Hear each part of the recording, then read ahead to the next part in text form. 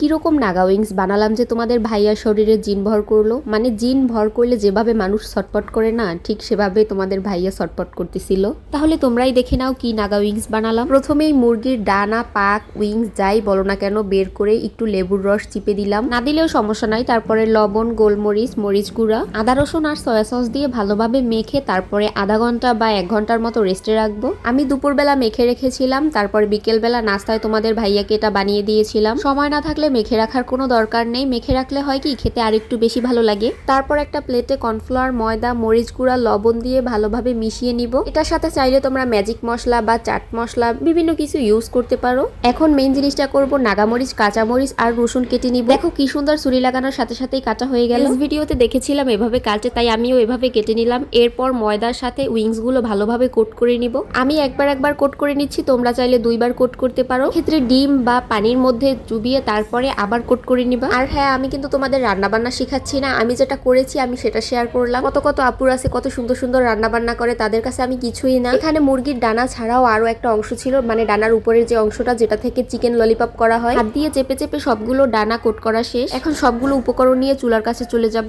প্রথমে এগুলো ফ্রাই করে নিব। কড়াইয়ে তেল দিয়ে দিলাম, আর এই তেলটা দিয়ে আমি আগে চিকেন ফ্রাই করেছিলাম সেই তেলটাই আমি দিয়ে দিলাম। চুলায় অল্প পাওয়ারে এপিট উপিট করে সবগুলো উইংস আস্তে আস্তে আমি ভেজে নিব। আর হ্যাঁ, এই ভয়েসটা আমি দিনের বেলায় দিচ্ছি, বাইরে বাচ্চারা খেলাধুলা করছে, হকাররা হাঁক দিচ্ছে, পাশের বিল্ডিং এ কাজ চলছে, বাইরে থেকে অনেক নয়েজ আসছে, তোমরা একটু ইগনোর করো প্লিজ। সবগুলো উইংস এখন উল্টে দিচ্ছি কিছুক্ষণ ভাজার পরে, তারপরে সবগুলো উঠিয়ে নিব। তোমরা চাইলে এভাবে খেতে পারো, তাতে চিকেন ফ্রাই বা উইংস ফ্রাই এর মতো লাগবে, খেতে খারাপ লাগে না, ভালোই লাগে। আমরা কিন্তু দুটো খেয়েছিলাম। এভাবে খেতে চিকেন ফ্রাইয়ের মতোই লাগে, কারণ চিকেন ফ্রাইয়ে যে মশলাগুলো দেওয়া হয় সেগুলোই কিন্তু এখানে ইউজ করা হয়েছে। আমি তো এখানে ভাজতেছি, পাশের রুমে তোমাদের ভাইয়া খেলা দেখতেছে, তো সে বলতেছে কি সুন্দর ঘ্রাণ বের হচ্ছে, আমাকে খেতে দাও। তাই এখান থেকে দুটো ফ্রাই তোমাদের ভাইয়াকে দিয়ে আসলাম। চিকেন ফ্রাই তো হয়ে গেল। এখন নাগা উইংস করার জন্য কড়াইয়ে বাটার, রসুন, tomato sauce, chilli sauce, soy sauce দিয়ে কিছুক্ষণ নেড়ে নিব। সামান্য একটু চিনি দিব, তোমরা চাইলে গুঁড়া মরিচ বা চিলি ফ্লেক্স দিতে পারো, চাইলে স্বাদমতো একটু লবণ অ্যাড করতে পারো। আমি করি নাই, কারণ সসে প্রচুর পরিমাণ লবণ ছিল, সয়া সসে। এখন এগুলো ভালোভাবে নেড়েচেড়ে মিশিয়ে তারপর সুন্দরভাবে পরিবেশন করব। পরে তিল ছড়িয়ে দিলে দেখতে অনেক সুন্দর লাগে। বাসায় তিল ছিল না, সেজন্য কাঁচামরিচ, নাগামরিচ এই দুটো মিক্স করে তারপরে উপর থেকে ছড়িয়ে দিয়েছি। দেখতেই পাচ্ছ কতটা কালারফুল এবং লোভনীয় লাগছে। এখন টেস্ট করার পালা। প্রথমেই তোমাদের ভাইয়াকে দিয়ে টেস্ট করাবো, দেখি সে খেয়ে কি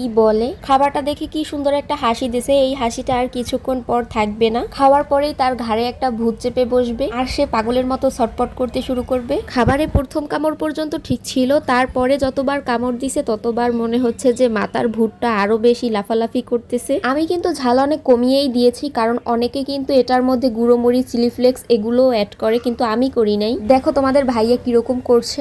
কাঁচামরিচটা পেকে যাওয়ার কারণে অতিরিক্ত ঝাল হয়েছে। আমরা খুব বেশি একটা ঝাল খেতে পারি না, তাই শেষের দিকে উপর থেকে মরিচগুলো সরিয়ে সরিয়ে খেয়েছিলাম। আমি ফার্স্ট টাইম বাসায় নাগা উইংস বানাইছি, এর আগে রেস্টুরেন্টে খাইছি, কিন্তু তোমাদের ভাইয়া খায়নি। তোমাদের ভাইয়া এই ফার্স্ট টাইম ট্রাই করছে। তোমাদের ভাইয়া তো খেয়ে বলে এটা কি ঝাল ছাড়া বানানো যায় না, এটা তো নাগা উইংস, তাই না বলো? নাগা উইংসে তো ঝাল থাকবেই। তোমাদের ভাইয়া বলে এটাকে নাগা উইংস বলে, এটাকে বলে বোমা উইংস। বোমা, আমার মুখের মধ্যে একদম বোমা ফুটছে। এই রেসিপিটা তাদের ভালো লাগবে যারা কিনা খুব ঝাল পছন্দ করে। তোমরা যারা ঝাল পছন্দ করো তারা একবার হলেও বাসায় এভাবে বানিয়ে খেও। ভিডিওটি এই পর্যন্তই। ভিডিওটি তোমাদের কাছে কেমন লাগলো অবশ্যই কমেন্ট করে জানাবে। আল্লাহ হাফেজ সবাইকে।